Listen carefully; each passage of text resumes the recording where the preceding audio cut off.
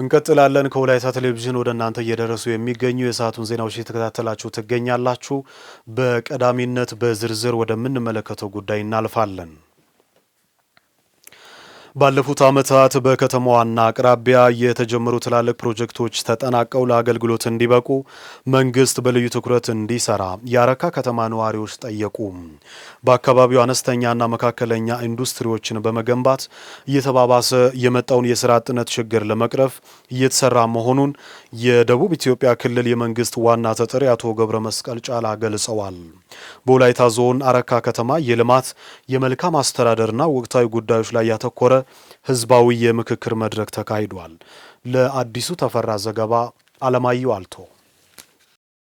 በወላይታ ዞን ያረካ ከተማ በልማት ስራዎች በመልካም አስተዳደርና በወቅታዊ ጉዳዮች ዙሪያ ውይይት ተካሂዷል። በመድረኩ የተሳተፉ የከተማው ነዋሪዎች መንግስት ላለፉት ዓመታት በከተማዋና አቅራቢያዋ ሰፊ የልማት ስራዎችን እያከናወነ መሆኑን በመግለጽ ወቅታዊ የዋጋ ንረት፣ የስራ አጥነት ችግር፣ በአረካ ከተማ የመንግስት ሆስፒታል ያለመኖሩ እያደረሰ ያለውን ችግር፣ የንጹህ መጠጥ ውሃ አቅርቦትና ሌሎች መሰረተ ልማቶች በቀጣይ ትኩረት ተሰጥቶባቸው እንዲሰሩ ጠይቀዋል። የተማሩ የተከበረው ከ45 ነው ከ44 ዩኒቨርሲቲ የተመረቁ ምሩቃን የተለያዩ የስራ አማራጮች ቢፈጠር ክልሉ መንግስት ይሄን ይዞ ቢሄድ የሚል ሐሳብ አለኝ።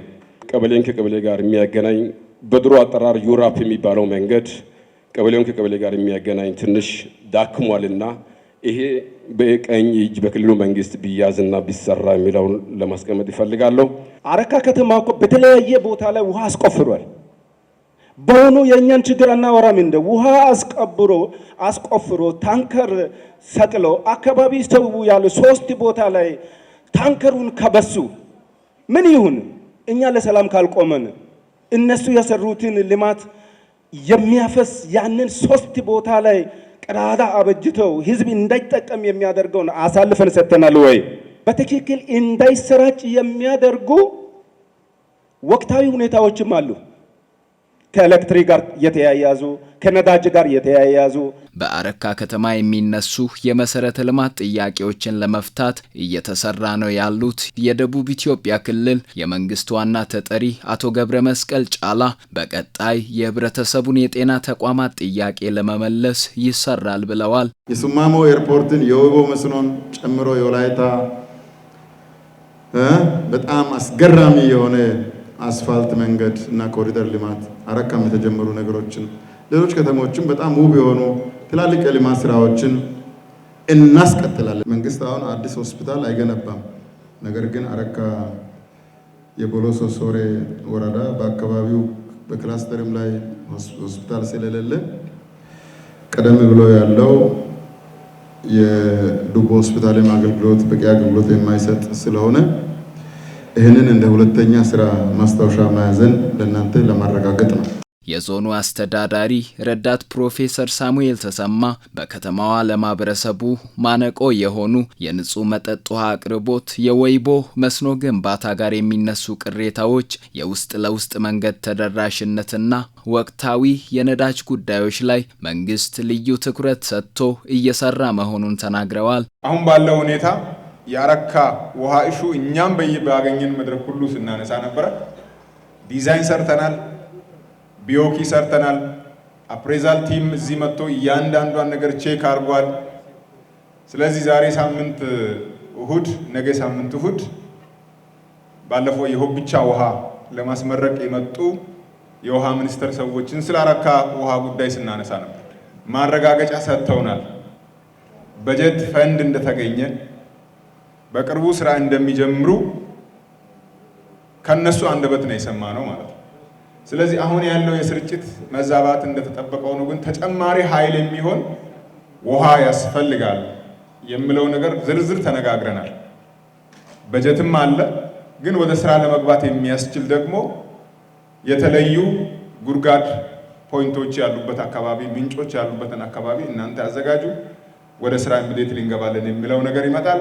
የልማትና የመልካም አስተዳደር እጦት የሚሆኑ ጉዳዮችን መንግስት እየለየ ይሰራል የተባለ ሲሆን ለዚህም ህብረተሰቡ ከመንግስት ጎን መቆም ይገባል ተብሏል። አሁን ባሉ ኢትዮጵያ ውስጥ ካሉ 5 ከተሞች ውስጥ አረካ ከተማ ከብድር ከቻይና መንግስት የተገኘው ብድር ተጠቃሚ ሆናለች።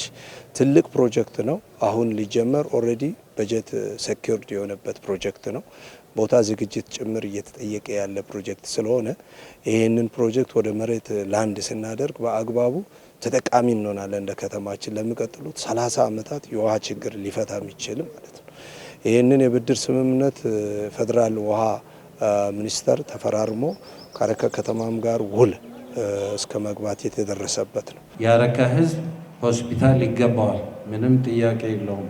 የመንግስት በጀት ባይኖር እንኳን በግል ተነሳሽነት በርካታ ስራዎችን ሰርተን በራስ አገዝ ፕሮግራም ጭምር ልናከናውን የምንችለውን ለመስራት ከአመራሮቻችሁ ጎን መቆም አለባችሁ። ከጎናቸው ቆሙ ብዬ ጥሪ አደርጋለሁ። ከልማት ጋር የተነሱ በርካታ ጉዳዮች አሉ። እነዚህ ጉዳዮች ተለቅመው የሚሰሩ ናቸው። ኤርፖርት 1 ሳይሆን 2፣ አረካ 1፣ ብላቴ ላይ 2ኛ ኦሬዲ እያለቀ ነው ያለው። የብላቴውም የአረካውም ኢንተርናሽናል ፍላይት ያለው ነው። ጊፋታ የሁላችንም የወላይታ ባህል ሆኖ ከዓመት ዓመት መሸጋገሪያ ባህላችን ነበረ። አሁን ላይ የዓለም የመላው ኢትዮጵያ ብቻ ሳይሆን የመላው አፍሪካ ሳይሆን የመላው ዓለም ታሪክ የመላው ዓለም በዓል ክብረ በዓል ሆኖ እንዲመዘገብ ያደረገ ፓርቲ ነው። መንግስትንና ህብረተሰቡን የሚያስተሳስሩ መሰል የውይይት መድረኮች መጠናከር እንዳለባቸው ተመላክቷል። የወይቦ መስኖ ፕሮጀክት ግንባታ መጓተቱና የመንገድ መሰረተ ልማት ችግር የአካባቢውን ማህበረሰብ ለእንግልት ዳርጓል አሉ በወላይታ ዞን የቦምቤ ከተማ ነዋሪዎች። የወይቦ መስኖ ፕሮጀክትን ጨምሮ የመንገድ መሰረተ ልማትንና ሌሎች የልማት አውታሮችን በአጭር ጊዜ በማጠናቀቅ የህዝብን ጥያቄ ለመመለስ መታቀዱን የወላይታ ዞን ብልጽግና ፓርቲ ቅርንጫፍ ጽህፈት ቤት ኃላፊ ዶክተር አማረ አቦታ ገልጸዋል። የቦምቤ ከተማን ለነዋሪዎች ምቹና ተስማሚ ለማድረግ የታቀዱ ልማቶችን ከማህበረሰቡ ጋር ተጋግዘን ለመስራት መዘጋጀቱን የተናገሩት ደግሞ የከተማዋ ከንቲባ አቶ አብርሃም ሰማ ናቸው። ፍሬዎት ተስፋዬ ተጨማሪ አላት። የወይቦ መስኖ ፕሮጀክት ግንባታው በተያዘለት ጊዜ ገደብ ተጠናቆ አገልግሎት ይሰጣል በሚል ተስፋ ከይዞታቸው የተፈናቀሉ በርካታ ዜጎች ተገቢውን ጥቅም ሳያገኙ ቆይተዋል። ይህ ደግሞ በማህበረሰቡ ዘንድ ቅሬታን አሳድሯል። ከአረካ ማዞሪያ ወደ ቦምቤ ከተማ የሚዘልቅ መንገድ አስፋልት እንዲሆን በየጊዜው ሲጠየቅ ምላሽ አለመገኘቱ በቦምቤ ከተማ ነዋሪዎች ዘንድ የመልካም አስተዳደር ችግር ሆኖ ሰንብቷልና ምላሽ እንሻለን ሲሉ ቅሬታቸውን አሰምተዋል። ከኪንዶ ዲዳዬ ከኪንዶ ኮይሻ ወደ ቦምቤ የተጀመረ መንገድ አለ። ያ መንገድ የቦምቤ ልማትም ስለሆነ እስከ ቦምቤ ከተማ አስተዳደር ያ መንገድ ተጠናክሮ ቢቀጥል ከአረካ ከስላሴ ታቦት ጀምሮ እስከ ቦምቤ ድረስ አስፋልት እያለን እየጮህን አስፋልት እያለን እየጠየቀን ያለነው ነገር አስፋልት እንዲሰራልን ወይም እንዲዘረጋልን እንፈልጋለን። ድልድይ ደግሞ አለ። አንድ እዚህ ወይቦ የሚባል ቦታ አለ። የሰው ነፍስ ሁሉ ያለቀበት ወይቦ ወንዝ በየከረምቱ ውሃው ሲሞላ ሰው እዛ እየወደቀ የሚያልቅበት ቦታ ሰንሰለት ድልድይ እንዲደረግ ተብሎ እዛ ተጀምሯል። ያ እንዲፈጸም ማብራት ጥያቄ የህዝብ ጥያቄ ነው። ውሃም 100 እጅ አይደለም ዝርጋታ ቢሰራም ሙሉ በሙሉ ወደ ህዝቡን የማዳረስ ስራ አልተሰራም። መንገዱም እየተሰራ ነው፣ ግን 100 እጅ ሙሉ በሙሉ አልተሰራም። በከተማዋ የመሰረተ ልማት አውታሮችን በማስፋፋት ለኑሮ ምቹ ለማድረግ ተባብረውና ተጋግዘው መስራት አስፈላጊ መሆኑን የፌደራልና የክልል ምክር ቤት የህዝብ ተወካዮች አንስተዋል። እዚህ ያለው ንግዱ ማህበረሰብ ከነሱ ጋር በመሆን የተለያየ የኢንቨስትመንት ጥያቄዎች ቀርቦ ከተማውን ማልማት የሚችል ባለሀብት መሳብም ጭምር ያስፈልጋልና ከተማ አስተዳደሩ እዛ ላይ በደንብ ትኩረት ሰጥቶ መስራት መቻል ነው ያለበት። ከተማ ቢመጣም ማደሪያ የለውም፣ ሆቴል የለውም፣ ምግብ ቤት ሆቴል የለውም፣ መኝታ ቤት የለውም። ትልቅ እንግዳ ቢመጣ መቀበል የሚያስችል ምንም ኢንፍራስትራክቸር የሌለባት ከተማ ነችና እዚህ ላይ የከተማ ነዋሪ ከተማ አስተዳደሩ ንግዱ ማህበረሰብ ትልቅ ትኩረት ሰጥቶ መስራት መቻል ነው ያለበት። የመልካም አስተዳደር ጥያቄ የልማት ጥያቄዎች እንዲፈቱ በጋራ አንድ ላይ ሆኖ በመደመር መስራት ያስፈልጋል። አንድ እጅ ብቻውን አያጨበጭብም። መንግስት ብቻውን ሰርቶ ውጤት ሊያመጣ አይችልምና ህዝብ በጋራ ከመንግስት ጋር በመናበብ በመወያየት ጥያቄው እንዲመለስ መስራት ያስፈልጋል። ቦምቤ በከተማ አስተዳደር ከተዋቀረች ወዲህ በተሰራው ልማት ህዝቡ እየተጠቀመ ቢሆንም አሁንም ብዙ የሚቀሩ ስራዎችን ለማከናወን አቅዶ እየተሰራ ነው ያሉት የከተማዋ ከንቲባ አቶ አብርሃም ሰማ ከማህበረሰቡ ጋር እጅ ለእጅ መያያዝ ይኖርብናል ባይ ናቸው። ከተማችን ችግር የሆነው መብራት መቆራረጥ፣ የውሃ መስመሮች በቂ አለመሆን፣ በቂ አቅርቦት አለመኖርና ሌሎች አቅደን መስራት ያለባቸው ጉዳዮችን አንስቷል። እነዚህ ጉዳዮችን እንግዲህ በአጭር ጊዜ፣ በመካከለኛ ጊዜ፣ በረጅም ጊዜ የሚሰሩ ስራዎችን እንደ ከተማ አስተዳደር አቅደን ለመስራት ለኛ የመጣ ስንቅ ነው። በጀት በከተማም በዞን መንግስት በክልል መንግስትም ፈልገን ስራዎችን ህዝቡ ያነሳቸው ጥያቄዎችን ተገቢ የሆኑ ጥያቄ ስለሆነ ተገቢ ምላሽ ለመስጠት ጥረት እናደርጋለን። እንደ ወላይታ ዞን በፌደራልና በክልል ደረጃ የተጀመሩ በርካታ ፕሮጀክቶች መኖራቸውን ያነሱት የዞኑ ብልጽግና ፓርቲ ቅርንጫፍ ጽህፈት ቤት ኃላፊ ዶክተር አማረ አቦታ የወይቦ መስኖ ፕሮጀክት ግንባታ በተቋራጮች ችግር ሲጓተት ቢቆይም አሁን በአዲስ መልክ መጀመሩን አረጋግጠዋል። የመንገድና ሌሎች መሰረተ ልማቶችን ተደራሽ ለማድረግ በትኩረት እየተሰራ ነው ብለዋል። የዲዛይን ማስተካከያም ተደርጎ መሬቱ ግድቡን ይሸከማል ወይ ሚተኛውን ውሃ መሸከም ይችላል ወይ የሚለውን ነገር ተጠንቷል። ይሄም ተጠናቋል። አሁን በቅርቡ በጣም ታላላቅ የሚባሉ ባለሙያዎች ከፌደራል ጭምር መጥተው ዘመናዊ ማሽን የታገዘ የምርመራ ስራ ተሰርቷል። መሬቱ መሸከም ይችላል የሚል ኮንፊርሜሽን ተሰጥቶ ካሳ ኦልሞስት ከተቻለ በዚህ ሳምንት ካልሆነ በሚቀጥለው ሳምንት ኦሬዲ ክልሉ ከራሱ የሚጠበቀውን ወደ 44 ሚሊዮን ለዞኑ አስተላልፏል። ዞኑም በራሱ የያዘው በጀት ስላለ ወደ ካሳ ክፍያ ስርዓት ለመግባትና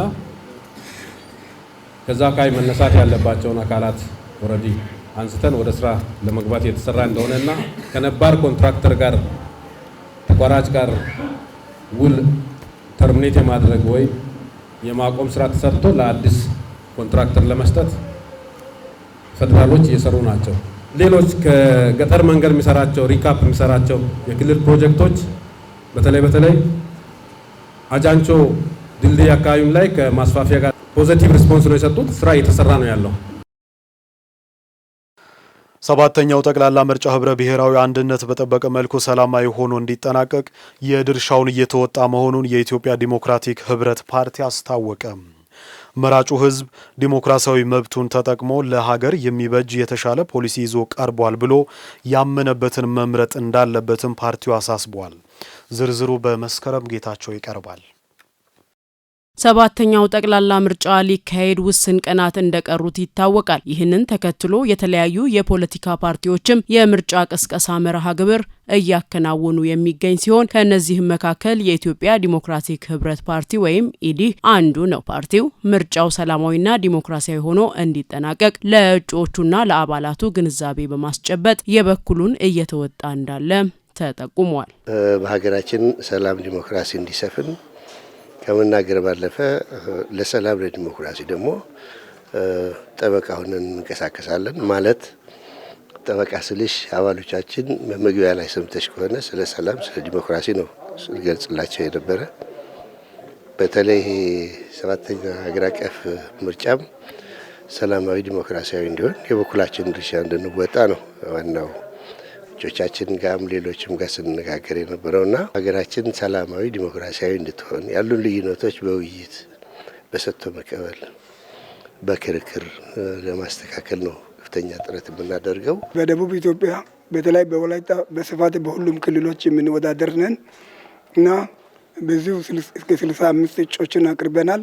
ምርጫው ሰላማዊና ዲሞክራሲያዊ እንዲሆን በጣም በተሳካ ሁኔታ ምርጫው ደግሞ እንዲፈጸም በሰላም እንዲጠናቀቅ የተሸነፈ ወደ ቤት ያሸነፈ ወደ ፓርላማ ወይም ወደ ስልጣን ገብቶ ህዝብን እንዲያስተዳድር ምኞታችን ስለሆነ ለእጩዎቻችን በደንብ ተናግረን እጩዎቻችን ደግሞ ይህንን ዲሲፕሊንን በመከተል እየሰሩ ናቸው፣ እየቀሰቀሱ ናቸው። ከዚህም ባሻገር ፓርቲው ኢትዮጵያዊ አንድነት ተጠናክሮ እንዲቀጥልም ጽኑ አቋም ይዞ እየሰራ መሆኑም ተመላክቷል። ኢትዮጵያዊነት በተአምር በየትኛውም ዓለም ምንም ቢፈጠር መሸርሸር የሌለበት ጉዳይ ብለን ነው የምናምነው። ስለዚህ ኢትዮጵያዊነትን ሊያሻክር የሚችል አይዲዮሎጂ አሳሰብ ከየትኛው ፖለቲካ ስርዓት ውስጥ እንዲኖር አንፈልግ። አርማችን እንግዲህ ይህንን ጋሻና ጦር ነው። ጋሻና ጦር ይዘን ስንመጣ ያኔ በካራማራ ያኔ በአድዋ ጊዜ ኢትዮጵያዊ አንድ ሲሆን ስላሸነፈ የአሸናፊነት ምልክት ስለሆነ ነው። መራጩ ህዝብ ዲሞክራሲያዊ መብቱን ተጠቅሞ ለሀገር የሚበጅ የተሻለ ፖሊሲ ይዞ ቀርቧል ብሎ ያመነበትን ፓርቲ መምረጥ እንዳለበትም የኢትዮጵያ ዲሞክራቲክ ህብረት ፓርቲ አሳስቧል። ለሀገራችን የሚጠቅማት የኛ ርዕዮተ ዓለም ብቻ ነው ሳይሆን ማህበረሰቡ የሁላችንም ርዕዮተ ዓለም አይቶ ገምግሞ ውሳኔ መስጠት አለበት ነው የምንለው። ውሳኔው ያው በእጁ ነው፣ በካርድ ምርጫ ህዝብ የራሱን ካርድ ይዟል አይደለም፣ በወሰደው ካርድ። አሁን የኔ ፓርቲ የኢትዮጵያ ዲሞክራቲክ ህብረት ነው። ጦርና ጋሻውን ይመርጣለሁ ካለ መፍቱ ነው። ሌላው የራሱ ምልክት ይዞ ቀርቧል። የመምረጥ መብት አለ። ሰው የሚበጀውን ያውቃል። መምረጥ ያለበትን በምስጥራዊ ክፍል ላይ ገብቶ ገዢ ሀሳብ የያዘውን ፓርቲ በመምረጥ ምንም አይነት ውሽንብር ይኖራል ብዬ አላስብም። የሚፈልገውን ሰው ለመምረጥ አንዳንድ አሁን አለማወቆች አሉ። ለምሳሌ ገጠር አካባቢ ያሉ ሰዎች፣ በከተማም ሆኖ አንዳንድ አዌርነስ ክፍተት ያለባቸው ሰዎች ይህን ካልመረጥኩኝ ይሄ እንደዚህ ይሆናል የሚል ስጋት ያለ ምንም ስጋት የሚፈልገውን ሰው የመምረጥ መብት ስላለው እኔን ሪፕሬዘንት አድርጎ ወይንም ወክሎኝ ይናገራል የሚል ትሉትን ፓርቲ በነጻነት እንድትመርጡ ከአደራም ጭምር እንላለን። መራጮች በምርጫው ወቅት ያልተገባ ነገር ከታዘቡ ለሚመለከተው አካል ማሳወቅ እንደሚገባቸውም ተመላክቷል። በወላይታ ዞን በቦሎሶ ቦምቤ ወረዳ ባለፉት 6 ወራት የቲቢ በሽታ ልየታ ከተደረገባቸው 74000 ሰዎች መካከል 277 ሰዎች በበሽታው መጠቃታቸው ተረጋገጠ። ኤምኤስኤች ኢሊሚኔት ቲቢ ፕሮጀክት የተሰኘ ግብረሰናይ ድርጅት እንዳስታወቀው በልየታው ወቅት በበሽታው የተጠቁ ሰዎችን የማከም ስራ እየተሰራ ይገኛል። የወላይታ ዞን ጤና መምሪያ በበኩሉ ግብረሰናይ ድርጅቱ ባለፉት 2 ዓመታት የቲቢ በሽታ ከመከላከል ስራ ጎን ለጎን የመመርመሪያ መሳሪያዎችን ሲደግፍ መቆየቱን አስታውቋል። ሂሩት የምሩ ተጨማሪ አላት።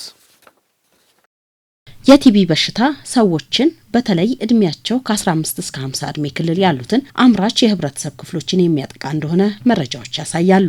በሀገራችንም ኤምኤስኤች ኢሊሚኔት ቲቢ ፕሮጀክት የተባለ ግብረሰናይ ድርጅት ከጤና ሚኒስቴር ጋር በመተባበር በተለያዩ የሀገራችን ክፍሎች በርካታ ስራዎችን ሲሰራ መቆየቱ ይታወሳል። በወላይታ ዞን በቦሎሶ ቦምቤ ወረዳ 74000 ሰው የቲቢ በሽታ ልየታ ተደርጎ 277 ሰዎች ቲቢ በሽታ እንዳለባቸው በማረጋገጥ አክሞ የማዳን ስራዎችን ተሰርተዋል። ያመመኝ ወራት ያህል ቆጠረ። እዛ ደግሞ እንቁላል ተጠቀምኩና ሳል መውጣት ጀመረ፣ በደረቅ እንቁላል ማለት ነው። እዛ ሰውነትን እያላበኝ እያከሳኝ፣ እዛ ወደዚህ ሲመጣ እዚህ ወዲያው ተገኘ ነው። ወዲያው እነሱ ሪፖርት አድርጉ ወደዛ ማለት ነው። እዛን ተጠቀምኩት። መድኃኒቱን አሁን አግባቡ የተከታተልኩ ነው። ደህና ነኝ፣ አሁን ተሽሎኝ።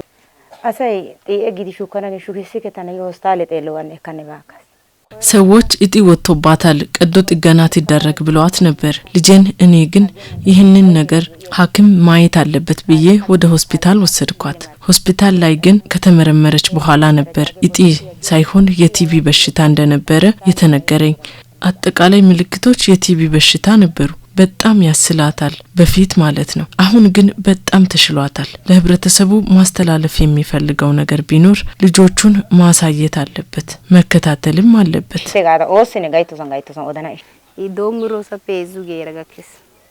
እኔን ይህ በሽታ ከያዘኝ 15 ቀን ይሆናል። መጀመሪያ በደንብ ሲያስለኝ ነበር። ነገሩ ምን ይሁን ብዬ ምርመራ ሳደርግ ቲቪ ነበር ሲያመኝ የነበረው።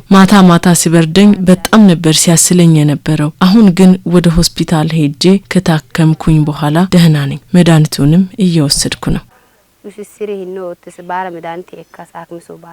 የቦሎሶ ቦምቤ ወረዳ ነባራዊ ሁኔታ ጋር በተያያዘ የቲቢ በሽታ በስፋት እንደሚከሰት የሚናገሩት የዘርፉ ባለሙያዎች ከበሽታው ተላላፊነት ጋር በተያያዘ ቤት ለቤት በመግባት ከልየታ ስራዎች ባለፈ ወደ አቅራቢያ ጤና ተቋም በመሄድ ሕክምና እንዲወስዱ ይደረጋል ብለዋል። ልየታ ሲደረግ ታካሚዎች የቲቢ ታካሚ ሆነው ከተገኙ በሆስፒታሎች ውስጥ ሕክምናቸውን እንዲያገኙ ሪፌር በማድረግ እናግዛቸዋለን ማለት ነው። ይሄንን ድጋፍ ደግሞ ሰፖርት ያገኘነው ከኤምኤስኤች የሚደረግልን ድጋፍ ምንድነው? አንዳንድ ትሬኒንጎች አሉ፣ አጭር ትሬኒንጎች አሉ። እንደገና አንዳንድ ፎርማት ነገሮችም አሉ የሚያበረክቱልን። እነዚህን እንጠቀማለን። ሳል ካላቸው አሁንም እነዚህ ሳል ያላቸውን ሰዎች ምርመራ እናደርጋለን። ሳል የሌላቸው ከሆኑ ሳል የሌላቸውን ሰዎች በቀጥታ ወደ መከላከያው እናስቀምጣለን። ይህ መከላከያ ደግሞ በሶስት አይነት ነው። አንደኛው በየሳምንቱ የሚሰጥ ነው።